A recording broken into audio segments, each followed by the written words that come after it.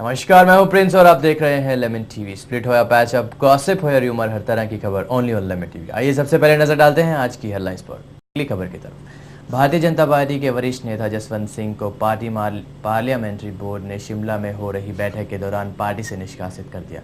इस निर्णय के बाद सभी राजकीय पक्षों के नेताओं से प्रतिक्रिया आई है। साथ ही किताब लिखने की यह सजा मिली है, ऐसा जसवंत सिंह ने कहा है।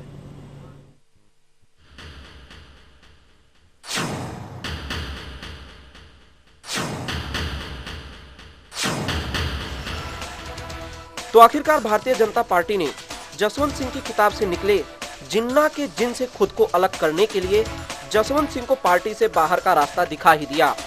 शिमला में चल रही पार्टी की बैठक में पार्टी के राष्ट्रीय अध्यक्ष राजनाथ सिंह ने कहा कि भाजपा जसवंत की किताब में व्यक्त विचारों से सहमत नहीं है। राजनाथ ने यह भी कहा कि जिन्ना की बंटवारे की जिद के चलते ही न जाने कितने लोगों को अपना आशियाना खोना पड़ा।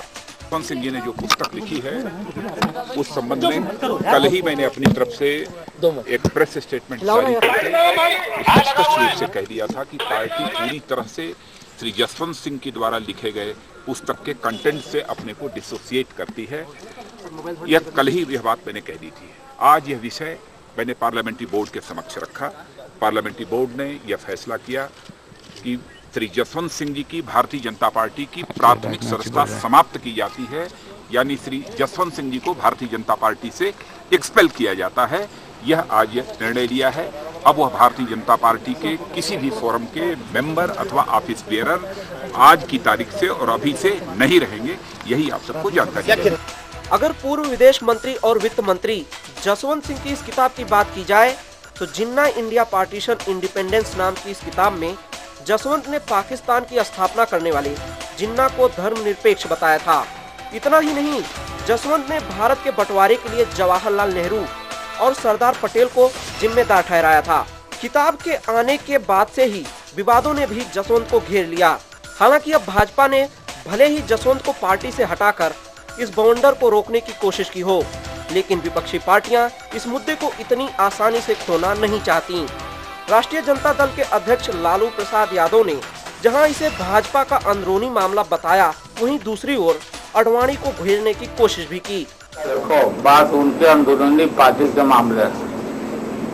आरएसएस का, भारतीय जनता पार्टी का, ठाकरे जी का अलग एजेंडा है। मुसलमान का नाम सुनो, अगर उसके वीरता के विषय में अगर कोई लिखेगा बीजेपी का आदमी तो बिल्कुल लोगों को तकलीफ है। जैसे आडवाणी जी भी गए थे मजार पर जिन्ना जी के। जिन्ना जी का वही आदर और रिस्पेक्ट है जो गांधी जी को यहाँ है पाकिस्तान में। मैं कोई कमेंट देना नहीं चाहता, उनके अंदरूनी मामले हैं, उनका एजेंडे खत्म हो जाता है। जसवंत सिन्हा ने क्या लिखा नहीं लिखा हम किताब नहीं पढ़ा, तो ये उनकी पार्टी का अंदरूनी मामला है। वो समझे, उनका काम समझे, लेकिन ये सूझ ग्रहण का असर है। ये जो सूझ ग्रहण हुआ है ये कहाँ कहाँ गिरेगा, ये मतलब है कि लोग समझ नहीं रहे हैं बात को। लिखा क्या लिखा नहीं लिखा, उन्होंने लिखा कि नेहरू जी जिम्मेवार हैं। भारत पाक जो पेपर में छपा, मैं नहीं जानता, इतिहास भूगोल देखने से मालूम होगा। वो ये लिखे जिन्ना महान थे, शायद जो अखबार के माध्यम से मैं बोलता हूँ। भारत पाक बंटवारा के लिए जिम्मेवार उन्होंने नेहरू जी को। अब नेहरू जी हैं कि कौन लोग हैं क्या है, सरदार पटेल जी को भी कुछ कमेंट उन्होंने किया, तो हम इसमें क्या कमेंट करेगा। कोई पार्टी, हम अपना पार्टी में रामकृपाल को कल निकाल दें, तो निकाल दें तो दूसरे के पार्टी को बोलने का इसमें क्या हक है। ऐसे में भला कांग्रेस कहां पीछे रहने वाली थी। तो फिर कांग्रेसी नेताओं ने भी इस पूरे मामले पर कुछ यूं प्रतिक्रिया दी। जैसे जसवंत जैसे जिन्ना, दोनों के विचार क्या है भगवान जाने। मुझे लगता है कि वो भारतीय जनता पार्टी के बड़े सक्रिय आरएसएस के लोग हैं, वो उनसे निपटें, लेकिन उनकी किताब जो है वो किस दिशा में ले जाती है सब पढ़ रहे हैं। पता नहीं भारतीय जनता पार्टी को कितना मोह आ गया है।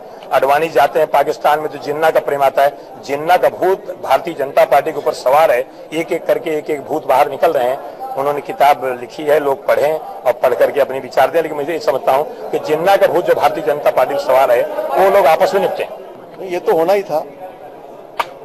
जिस ढंग से उन्होंने ये किताब लिखी थी, और मुझे लगता है कि आडवाणी जी ने भी एक बार उनकी तारीफ की थी, उसके लिए उनको अध्यक्ष को छोड़ना पड़ा था। उन्होंने तो किताब ही लिखी है, तो उनको अभी पार्टी से निष्कासित किया गया है। लेकिन मैं इतना ही कहूंगा कि उनका अपना पार्टी का अंदरूनी मामला है। लेकिन कांग्रेस ने हमेशा जो बातें उन्होंने अपनी किताब में कही, उसका खंडन और उसका विरोध कांग्रेस पार्टी की तरफ से हमने किया है। और जिस ढंग से उन्होंने किताब लिखा है और पंडित जी के बारे में जिस तरह से उन्होंने उस किताब में जो भी बातें लिखी हैं, उसका तो कांग्रेस कभी समर्थन नहीं करेगी, उसका पुरजोर विरोध हम लोग करेंगे। वहीं दूसरी ओर पार्टी के इस फैसले से आहत जसवंत सिंह ने कहा कि उन्हें किताब लिखने की सजा मिली है। जसवंत ने ये भी कहा कि अगर निष्कासन का यह फैसला उन्हें फोन के बजाय व्यक्तिगत तौर पे दिया गया होता तो उन्हें शायद कुछ अच्छा लगता। सबसे अधिक चिंता है और दुख भी है,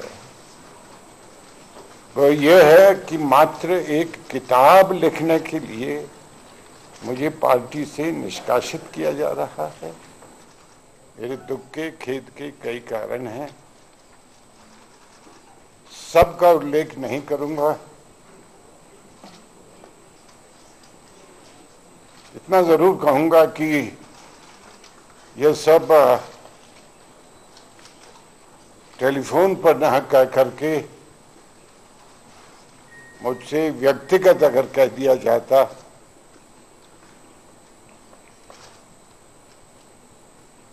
तो अच्छा रहता। माननीय आडवाणी जी बुला करके ये कह देते, मैं कोई मना नहीं करता, मना मैंने कभी नहीं किया, उल्लेख बीती हुई बातों का करना नहीं चाहता, परंतु अनायास ही कि ये भी याद आता है कि जब खैर छोड़िए मंत्रिमंडल का। दूसरा मुझे खेद इस बात का है कि अगर यही निर्णय था तो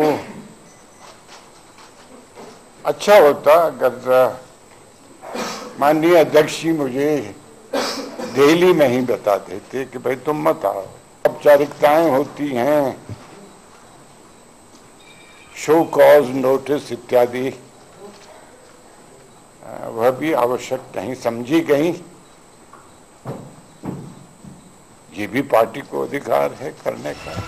जो कुछ भी हो, लेकिन सच तो ये भी है कि जसवंत सिंह भाजपा के कोई पहले नेता नहीं हैं जिन्होंने जिन्ना को सेकुलर कहा हो। इससे पहले खुद लाल कृष्ण आडवाणी पाकिस्तान जाकर कुछ ऐसा ही कारनामा कर चुके हैं। Anand Kamlesh Tripathi, news desk, Lemon TV.